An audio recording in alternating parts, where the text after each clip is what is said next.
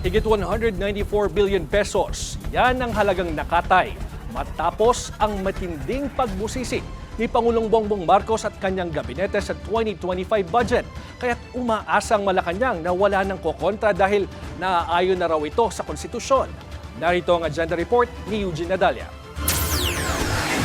Pirmado na ng Pangulo ang budget para sa 2025. Bumaba ang General Appropriation sa 6.326 trillion pesos mula sa 6.352 trillion na panukala ng Kongreso. Ayon sa Pangulo, higit 194 billion ang tinanggal nila sa isinumite ng BICAM dahil hindi ito naaayon sa prioridad ng administrasyon. These include allocations for certain programs and projects of the Department of Public Works and Highways and those under the unprogrammed appropriations which increased by 300%.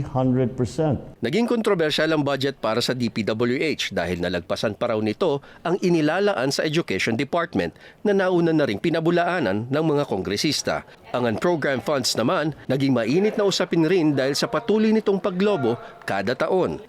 Para naman sa ayuda sa Kapos ang Kita program, ang pet project ng pinsan ng Pangulo na si Speaker Martin Romualdez magkakaroon ng adjustment sa implementasyon nito.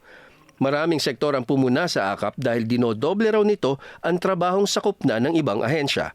Dagdag nila, maaari itong magamit sa politika, lalo't election year ang 2025. Specifically, to ensure that government assistance is not merely a provisional solution to a persistent issue, we are compelled to subject the implementation of the Ayuda sa Kapos ng Kita program or AKAP to the convergence efforts of the DSWD, DOLE, and NEDA. This way, we ensure that its implementation will be strategic, leading to the long-term improvement of the lives of qualified beneficiaries while guarding against misuse and duplication and fragmented benefits. Sa kanyang talumpati, hindi na gaanong nagpaliwanag ang Pangulo sa ibang items ng budget na naging kontrobersyal, maging sa mga isyong patuloy na gumigipit sa taong bayan, gaya ng 12 bilyong kaltas sa DepEd, ang zero subsidy sa PhilHealth, ang mataas na presyo ng bigas at iba pang pangunahing bilihin at mga proyekto para maiwasan ang sakuna. Pero nangako siyang tutugunan ng pamahalaan ang mga pangangailangan ng sambayanan para makamit ang sapat na serbisyo.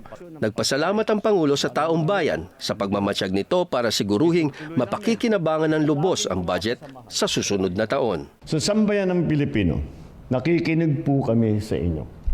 Salamat po sa inyong pagkilatis sa ating national budget at sa pagpuna sa kaibahan ng isinumite ng Kongreso sa President's proposed budget.